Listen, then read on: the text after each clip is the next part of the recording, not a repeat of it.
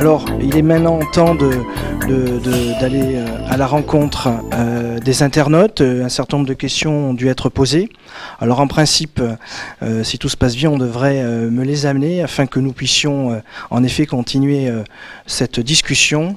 Alors, les voilà. Merci beaucoup. La première question, pour la mission locale, quelle est la différence entre un contrat d'apprentissage et un contrat de professionnalisation ?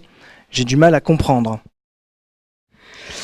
Les différences sont assez simples. Donc, comme on l'a dit tout à l'heure, c'est au niveau du diplôme. C'est-à-dire que pour un contrat d'apprentissage,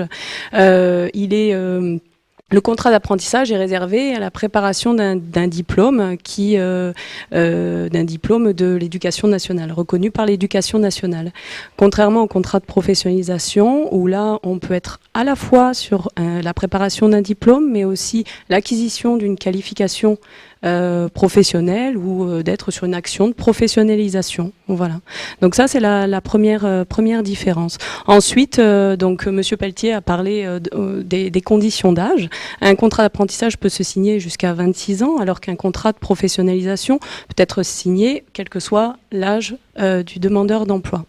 La troisième différence, je dirais, entre le contrat d'apprentissage et le contrat de professionnalisation, c'est les dates auxquelles nous pouvons signer un contrat d'apprentissage. Là, le contrat d'apprentissage, c'est, je crois, du 1er juillet au 31 décembre, alors que pour un contrat de professionnalisation, il est possible de signer tout au long de l'année. Donc là, c'est vrai qu'on arrive en fin d'année et c'est intéressant pour les jeunes qui n'auraient pas pu signer un contrat d'apprentissage, de s'orienter peut-être sur l'opportunité de signer un contrat de professionnalisation.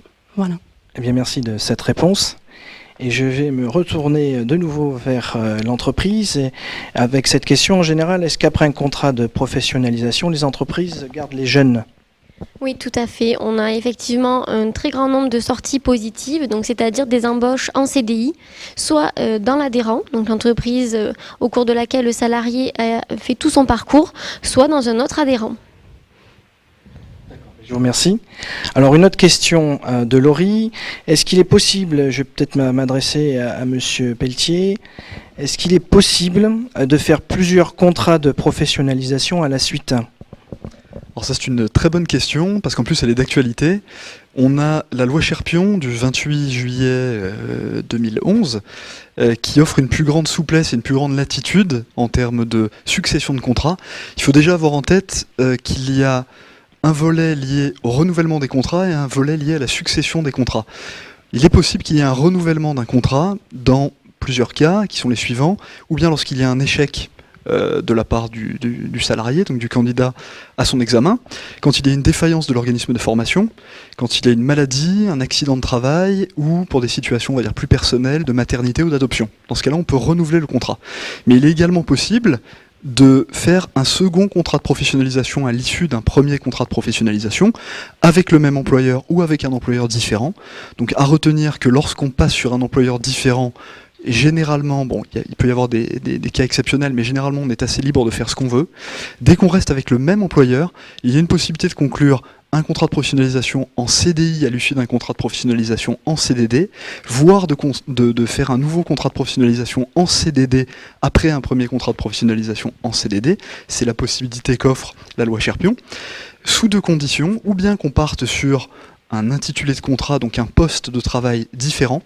Donc je prends un exemple très simple, vous avez fait un premier contrat de professionnalisation, vous avez fait un BTS NRC, là vous allez partir sur une formation tout autre pour, vous rapprocher davantage d'une fonction liée à du secrétariat, donc vous restez avec le même employeur, mais vous changez de poste. Ça c'est une première possibilité, ou la seconde, plus logique et naturelle, vous avez fait par exemple un DCG, vous passez sur un DSCG, c'est-à-dire un diplôme, un parcours certifiant de nature, d'un niveau supérieur. Un DCG peut-être, peut-on préciser ? Oui, donc un diplôme de comptabilité générale, si je ne dis pas de bêtises. Voilà, sachant que ce type de succession de contrats n'est pas réservé au parcours certifiant. On peut également avoir des parcours qualifiants de niveau 5, 4. Donc on aura une possibilité d'avoir une succession de contrats qualifiants avec en deuxième contrat pro donc un CDI ou un CDD, puisque c'est quand même également un élément important, hein, je le rappelle, du contrat de professionnalisation. Une des grandes souplesses qu'il offre, on peut envisager un contrat de professionnalisation en CDD ou en CDI, avec donc à l'intérieur de ce CDI une action de professionnalisation qui va permettre donc une alternance, et à l'issue de cette alternance, le salarié est embauché directement, reste embauché, mais directement en CDI. Merci de ces explications, ce qui laisse en effet beaucoup de latitude. Je vais vous laisser la parole parce que Juliette, peut-être a-t-il été cette question a été répondue en partie, mais cependant, elle demande une précision. Est-il possible de changer d'entreprise si le contrat de professionnalisation se passe mal ? Alors ça aussi c'est une bonne question, puisqu'en effet dans la pratique, nous en tant qu'OPCA financeur, on est amené à avoir un certain nombre de retours de dossiers. Il est tout à fait possible, dans les 2 mois qui suivent le démarrage du contrat, ça c'est une première chose, de revenir sur un des éléments fondamentaux du contrat. Ça peut être un changement d'organisme de formation, ça peut être une modification de la formation qui a été envisagée, parce qu'on s'aperçoit que le niveau du bénéficiaire ou que les attentes de l'entreprise ne correspondent pas exactement au programme de formation qui a été retenu. Donc dans les 2 mois, on a toute latitude pour apporter une modification. Éventuellement, donc faire un avenant au CERFA, qui fait office de contrat de travail, pour y apporter les modifications nécessaires. Après, on peut être confronté à d'autres cas où on va avoir un problème entre le salarié et l'entreprise, on va avoir une rupture de contrat qui sera plus ou moins possible selon la nature du contrat qui sera mis en place, CDD, CDI.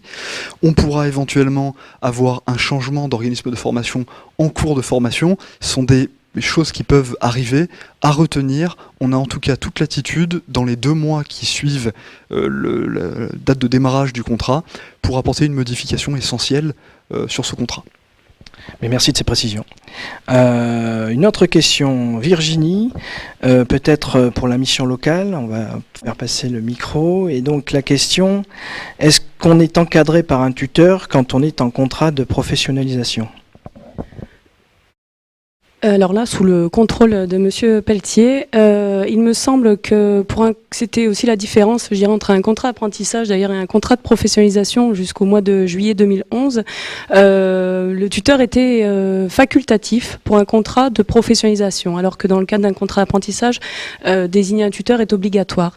Or, depuis une loi qui est passée donc au mois de juillet 2011, la règle s'applique aussi pour les contrats de professionnalisation, c'est-à-dire que l'entreprise qui accueille le jeune, ou le moins jeune d'ailleurs, le salarié, l'entreprise est tenue de désigner un tuteur qui sera en mesure d'encadrer le jeune, de le suivre, de l'aider dans son adaptation au poste de travail.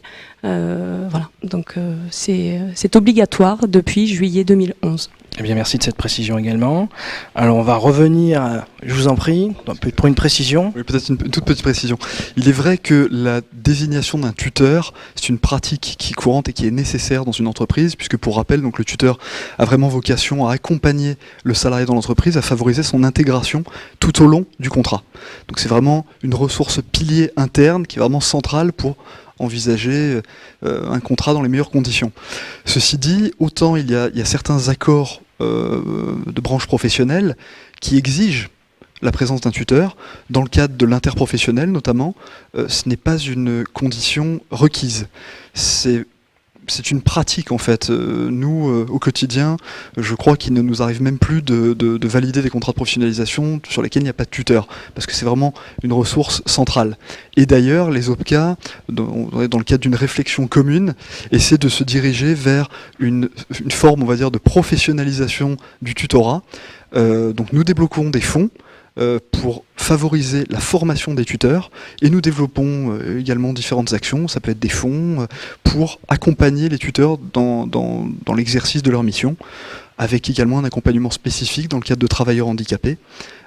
Voilà, donc il y a une professionnalisation aujourd'hui, on va dire, des tuteurs, sans que ce soit, selon la branche professionnelle concernée, mais forcément un impératif. D'accord, ce qui est une garantie de qualité.